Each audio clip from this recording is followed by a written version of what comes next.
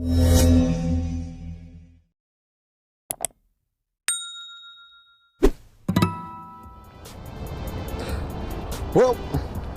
this is the end of the Amari Cooper saga in Dallas. Your boy Mad Mike here, giving you guys nothing but the fastest stats and the truth. Atlanta Falcons news as well, and you know, Amari Cooper is out here. All right, according to Adam Schefter, Cowboys are likely to release Amari Cooper by the start of the new league year. Cooper is due $20 million in fully guaranteed money on the 5th of the new league year, March 20th. And this is Atlanta Falcons news. But how is the question? All right, that's the big question. How is this Atlanta Falcons news? The new league year, March 20th, is coming. And I want to tell you guys that $11 million due to Calvin Ridley in the situation, in my opinion, and based on just what the Falcons have already stated, they have nothing to update. And we don't know what's going on with Calvin Ridley. There could be the Falcons and Calvin Ridley's camp in cahoots to just let everything play out. They probably just want everything to play out. They'll speak on it after it's done, but for the most part, there's nothing to report as far as that's concerned. So what does that mean? How does this affect the Atlanta Falcons? And this is the reason. The first reason why we gotta say that $11 million that is guaranteed by March 20th, the new league year, the Falcons picked up this option. In my opinion, they're going to have to pick that up. They're going to have to pay that money. So in my opinion, by the new league year, the Falcons, if they decided, before they even get to that point, can we move Calvin Ridley?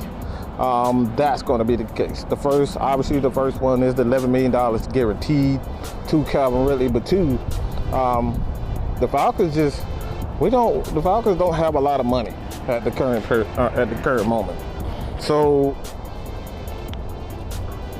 a move is inevitable.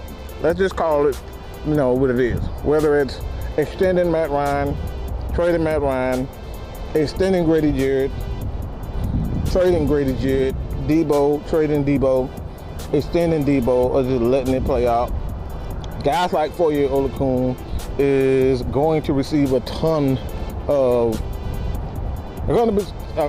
of interest in free agency, and money is low for the Atlanta Falcons right now. So something is going to happen.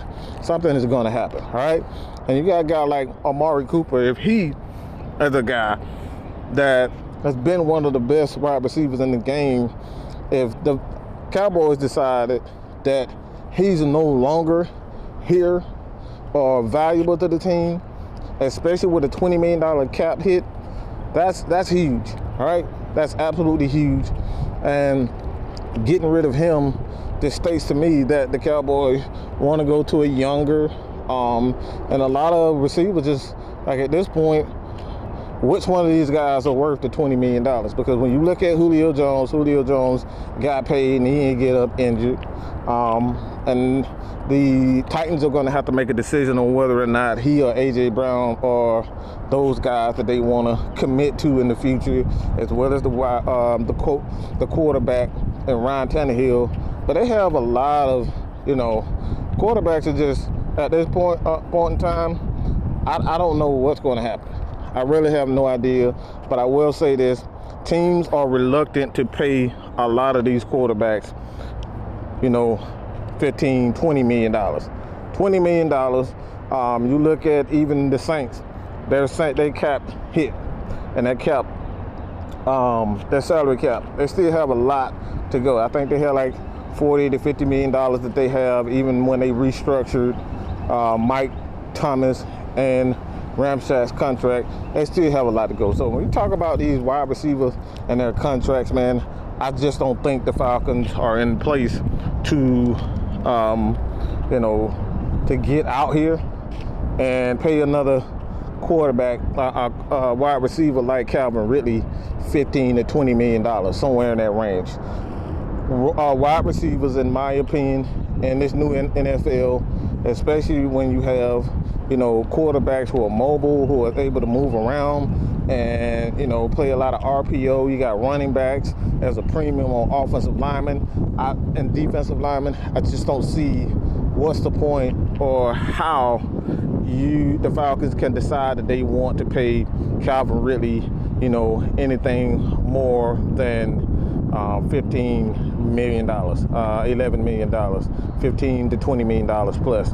I just don't think the Falcons are in a position to do that. So I really believe in my heart of hearts that we may be seeing the last of Calvin Ridley, and not, you know, for obvious reasons. Whether or not he's having issues, I don't think that's the reason why the Falcons have to move on, or going to move on from Calvin Ridley. I think it has to do more so with, can they afford to keep him in this offense? And being that you have a guy like Kyle Pitts at the helm, I think Kyle Pitts is that number one receiver. You go get a guy like Treylon Burks.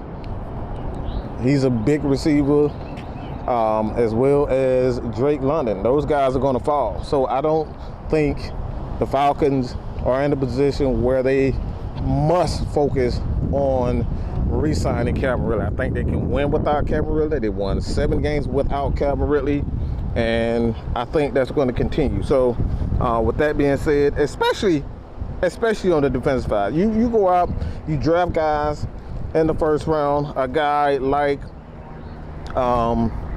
Kayvon Thibodeau. I think those guys are going to be very good. You can take a chance on building the defense. You want to spend most of your assets on the defensive side of the ball, which I think the Falcons are going to do. I just don't think the Falcons right now are in a position where they must have a second guy opposite of Kyle Pitts. So let me know what you guys think about this. This has been another Atlanta Falcons Nation. Atlanta Falcons Nation, Mad Mike Sports, K-Styles, Jew Talk Sports, Feline Sports Podcast, all you guys, man. This has been another news update. You guys continue to support all of these brands. I'm out of here, baby. Peace.